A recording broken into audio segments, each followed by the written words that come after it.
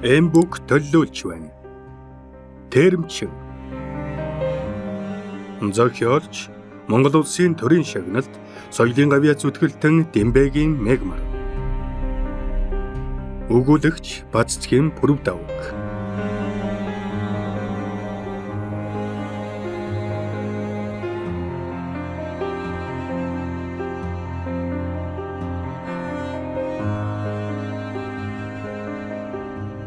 Нэг. Уулын хэлдэг уруудан охин минь дэгдэн гүйж ирээд. Ава, түүх дурсгалын бичгтээ сонин чулуу боллоо. Тэр дүгрэг том чулууны ихэнх нь шороонд булагдаад дөнгөж өнгөн тал нь илвэн. Тэрэн дээрх бичиг багшийн ярьж байсан турк бичиг гэдэг лав мөн байхаа. Ава, очиж үзээч. Гэж уулын хаялга дахь халгаа шарилж ургасан хар ногоон бууц руу заалаа. Намайг тэр зүг ширтэн зогсож байхад жолооч маань замын хажуугаар эрвгэнэн хоржгонох шувуутын горхиноос радиаторынхаа буцалсан усыг сэлбэж хөргөөд хөвөн дээр нь ядарсан бололтой лагхийн сууж "Таны өсөж төрсөн нутагч ястай диваажингийн орон юм а?" Ингээд нялх амтны сэвлэг ус шиг ногоон зүлгийг тос болсон гараараа зөөлнөр илж "Ингээд очгайл маань одоо хол уу?" Ингээд эвшээлглээ. Ойрхон бараг хоньны бэлчээр тэрээд байна. Гэхэд урчин нойр хагастай явсандаа ч тэр ер нь мастер минь хэсэг дуг хиймээр санагтаад байх чинь. Та хоёр ч гэсэн ядарсан байлгүй дээ. Таны нутгийн нарч ингэснэ цэлмэг тэнгэр өөд нүдэ онийлхон ширтэж гараад ирлэн хэвтлээ.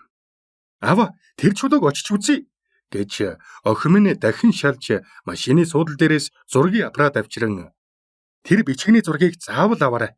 Сургууль цуглахаар багштай би аваачиж өгнө" гэлээ.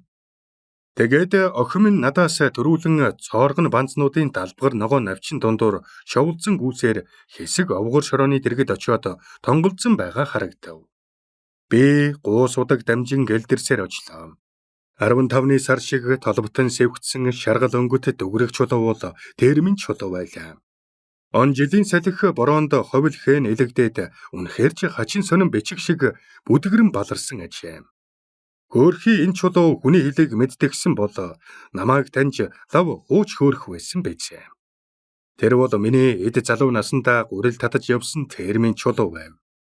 Миний шувуутын голд ганцхан эндэл терм байсан юм чинь би түүнийг юу андах вэ? Мэдэлгүй яах вэ? Би бүр сэтгэл хөдөлж бага насаа дурсан инээмсэглэлээ. Гэтэл яагаад ч юм бэ сэргэлэн нүдний минь зовх аяндаа бууж гинэт гуниг сэтгэл төрөв. Тийм ээ. Энэ чулуун дээр миний баярын нулимс, гомдлын нулимс аль аль нь тусалсан удаатай. Би түүний илэгдсэн хээг хар бур ажилд эвэрссэн алгаараа илж үзтэл эмтэрч хагарсан хонхорхойд нь тусал ус тогтсныг харлаа. Энэ борооны ус гэж юу? Байгаль хур бороо оруулаад түүнийг халуун нараараа өөрөө хатаадгүй гэж юу? Намайг энэ дэрхийг мэдээд тусал бороо оруулаа юу? Тэр нь энэ термин чулууны хонхорт тусаад хатаагүй байгаа нь үү? Үгүй үсттэй. Харин миний зовлон туй туслуулсан нулимс одоо болтол хатаагүй хэвээр. Он жил өнгөрсөн ч өдий хүрсэн ч байж болох шүү дээ. Гэвч энд ганц чулуу байх ёсгүйсэн. Эвээжлхэн хоёр чулуу байх ёстой. Тэр хоёр нийлж байж сая терэн болдог байгаагүй гэж юу? Гэж бодоод ажлын хамаг хүндийг үрдэг байсан суур чулууг нь ойр орчин байж магадгүй гэж ажиглалаа. Тэр чулуу алга. Магадгүй хүний нүдэнд өртөхөөргүй хөр шороонд булагдсан ч юм бэлүү? Аль эсвэл амтэн хүн алс хол зөөгөөд аваачихсан ч юм бэлүү? Аянда хараа далдран намайг ирэхэд дэргэд зогсож байсан охин маань "Ава, та энэ бичгийг уншиж чадахгүй мө? Тэгвэл зургийг авал та" гэж гуйлаа. Би юу ч хийх вүлээд хэлэх үггүй мухардаж дэмээл "Охин минь, энэ чинь түүх дурсгалын чулуу биш ээ. Зүгээр л термин чулуу байна шүү дээ." Гэхэд "Термин чулуу" гээд охин маань надад эгцлэн харлаа. Бодвол одоо миний ажилдаг гурилын термийг сэтгэлдээ төсөөлөн бодвол л та. Тэгээд ийм том чулуу чухам хаана нь байдгийн болоо гэж гайхаж байж ч болох шүү дээ. Үнэн дээр охинд минь бол морин термин чулуу гэдэг чинь аргагүй л түүх дурсгалын чулуу болохоос биш яах вэ? Миний залуугийн амьдралч гэсэн түүх шаштар болох биз. Тэгээд би охиндоо морин терм гэж юу байсныг ярьж өглөө. Харин өөрийнхөө залуу насны амьдралын тухай ганц ч үг дурдаагүй шүү. Яаж ч дурдах вүлээ дээ. Цэцэг шиг дэлгэрч, эрвэхэ шиг дэрвж яваа энэ охиноо тэр үед би нүд анивлж аник гэж үглэж байсан юм чинь. Орчлонд тийм нүгэлт эцэг хүн гэж байх уу? Алив надад хэлээд өгөөч. Тийм ээ. Үүнийг хэн ч хариулж чадахгүй. Зуны хурц нарч, хоржигнэн урсах шувууд, уртын гол горигч, хад чулуу бүрхсэн дэлгэр өндрийн атриат уул аль нь ч хариулж чадахгүй. Харин Жилиум нь намайг уйлан гуйхад эд цөм гүн бодол дарагдсан юм шиг дүнсийн байцгаас юм. Үнийг би харин өөрөө хариулах ёстой юм. Магадгүй би эхтэн дэндүү хайртай байснаас ч тэгсэн байж болох юм шүү дээ. Энэ бол өөрийгөө цагаатгах гэсэн хэрэг биш шүү. Миний амнаас тийм үг гарсан гэдгийг охин минь эрдэрэ хизээ нэгэн цагт сонсвол гомдох байгаад. Миний тэр үгийг орчлонд хэн ч сонсоогүй. Ганцхан энэ термин чулуул сонссон. Одоо энэ чулуучиг над шиг үе өнгөрөөжтэй хөөрхий. 2. Өвлийн шөнийн цонхгэр цагаан сар хөөх тэнгэрээс бэржгсэн юм шиг ёлтоон тусгад цасанд булагдаж бүлээн илчээ аль хэдийн алдсан уул тал сарны гэгэнд цэйлэлцэн. Тэртээ тарлах уулын жалга ханхуй дөвлөсөн айлын нохот хаяа хөв хуцхан хүртэл аимшиг төрүүлнэ. Гэвч газар дэлхий уул ус цөм амьсгал даран алс холд анир чимээ чагнах мэт дүнсийн. Шөнийн намгүмийг эвдэн термин булчлуу чирч товор алхан эргэж яваа хар морой нурууга хотос хийлгэн сүүлээ өргөж янцаглан зогсоход би морныхон басыг хөлдөхөөс өмнө арилгахаар байшингийн чулуун хан төшүүлж тавьсан модон хүрзээр хусаж гадагш гарлаа. Үүр дөнгөж тэмдгэрч байв. Сэнгэнсэн жавралжаасан биеийн минь сэргээж орой дээр анивлзах мөсөн өнгөт одод халуун элгийн минь хайрах гэсэн шиг би ч ихүүцүүлнэ. Би нойроо сэргээх санаатай хідэнтэй сүнээгаад орчныг ширтэж хэсэг зогслоо. Хаашаа чарсан цагаан тал үргэлжлэнэ. Харин хажууханд минь цасан дарагдсан хідэмүү навтгар шавар байшинд надтай хамт анир чимээгүй дунд алсыг ширтэн чимээ чагнан зогсох шиг. Үнэн дээр тэр байшингуудад айл амтэн зуны цагт гэрийн бүрээс будаа тариахан хадгалдаг болохоор ядахта өвөлд үүдээр нь тэрэгний мөрч үзэгддэг үлээ.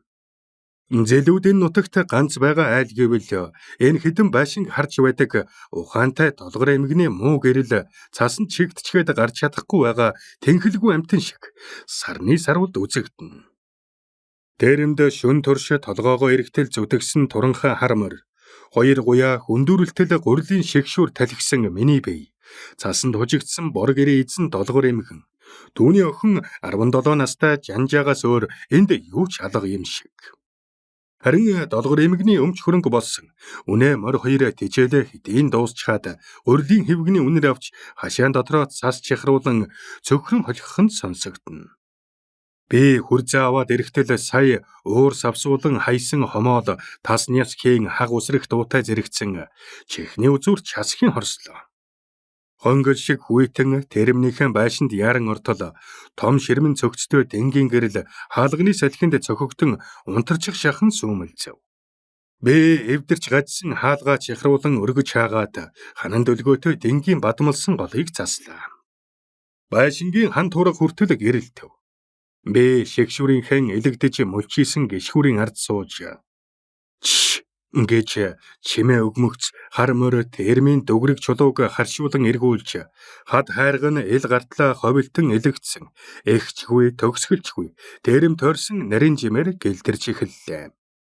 Хад чулуу цухуулсан хатуу хөрсийн зөөллөж тэгшлэх санаатай асгсан шороо маань морины хөлд тарж хар морь минь хатуу чулуунд туурайгаа салбартал илээж бүдчин гэлдэрсээр байв. Дэнгийн уйлзэн сөөмөлзөх гэрэлдэ термин чулуу руу үерийн ус шиг азгарах улаан буудаг харахад яагаад ч юм бэ нэгэн бодол төрлөө. Тэгэд хэдхэн хоногийн өмнө сумын төвд таниулга ярианд сонссноо саналаа. Тэр бол таны тухай яриа байж билээ. Зөвлөлт Герман хоёрын хооронд эд тулдаж байсан үед юмсан. Дайн тулааны хүнд хэцүүг биеэрээ амссан болов гэлтэй би чирэг ахмиг насны цэргийн дарга чин зүрхнээсээ жигшин хорссон дуугаар ярьж билээ. Тэгэхэд би дайн тулаан гэдэг чинь яасан ч аимшигтай юм битээ. Эдэх гурил татах тамхи өмсөх бараагүй байгаа чинь энэ золгиос л болж байгаа юм байна шүү дээ гэж ухаарч билээ. Тэгээд бол чулуун дээгүүр бялхан халих хөвгийг модон хутгуураар хусаж шигшүрэндээ хийгээд терминхээ ичийг тохируулан гол нүхэнд нь савх бургас нэмж дүүжин суудалдаас унга гисхүрийг хоёр хөлөөрөө ээлжлэн талхилж эхэллээ. Шигшүр таг дуугарч ханын чулуу мөрөглөн эргэх тоолонд шигшүрэнд хэвэг уулын горхины үерсэн ус шиг ойлон цойлно. Би сүүлчийн хэвгийг тэрэмт хийгээд дээш харахад дээврийн завсраар соёолон хөлдсөн урт шов хүмүүснүүд суман дээр миний үзсэн киноны герман цэргийн хутхан жад шиг сэрэлцээд тунч эвгүй харагдав. Удалгүй дэнгийн тос дуусах бололтой шажигнэн шатсаар унтрав. Том хар ширмэн цогцтой дэн асаж дуусмагц үүр хэдийн цайд хийх би юуна андах вүлээ. Дэнгийн голын гашуун үнэр хоолой хорстол байшин дүүрэн ханхлав.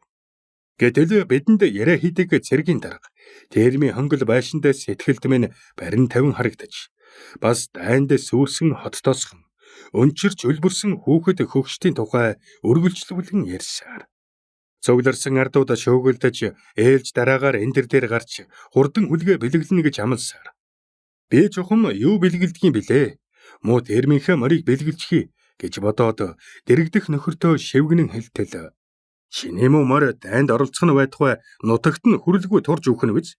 Ёстой нэрий хороо. Гэхдээ нэрэж тийм юм аа. Ер нь амтнд тэрэм татсныхаа хөлсөнд буудаа авч гурил хийж бэлэглэе. Хагас шуудаа гурил бэлэглэе гэж амласнаа саналаа. Термийн байшинд овоо гэгээ орлоо. Шигшүр таг дуугарсаар. Гэтэл хаалга хягтны нээгдэх чимээнээр хар морь чихээ соотхос хийлгэн зог туслаа. Бодвол термийн чулуунаас салж амархын төс болсныг гэрч билээ.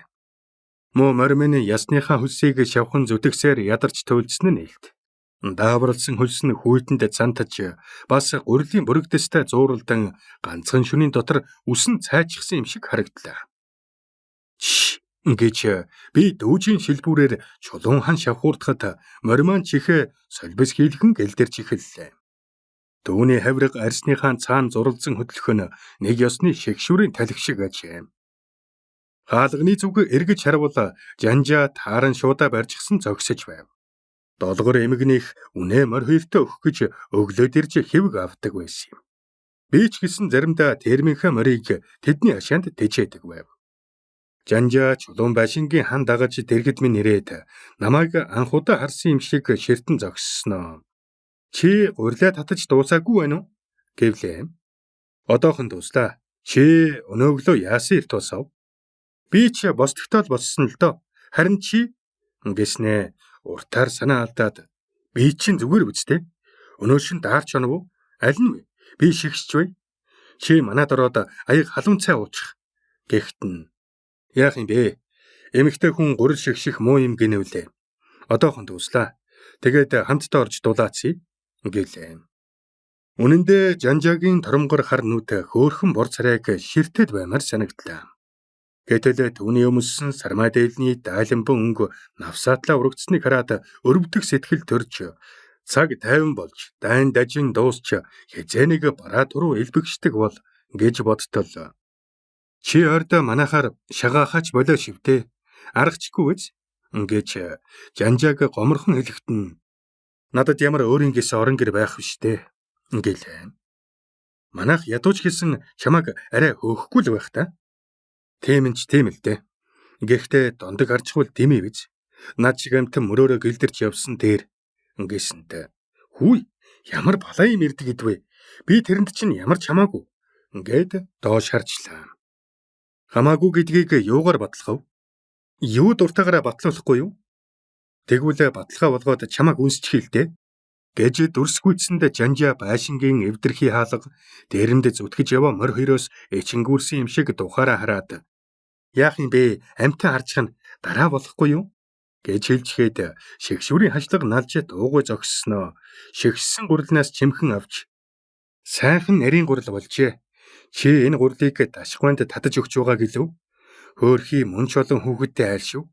Тэр зүтгэр жалууд хэд хоногч гисэн гурилтай байвал аштай юу да гэж өрөвчхэн сэтгэлээр өгүүллээ.